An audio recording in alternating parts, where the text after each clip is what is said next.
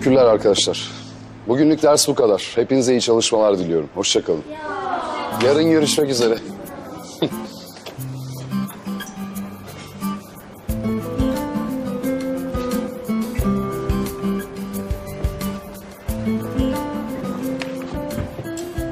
Hocam, şiir çok güzeldi. Siz de harika okudunuz. Teşekkür ederim. Sesiniz de çok etkileyici. İnsanı hipnotize ediyor sanki. Sağ ol. Yok artık. Gözümün önünde yaptığına bak. Kalemimi unutmuşum. Sana iyi günler. İyi günler hocam.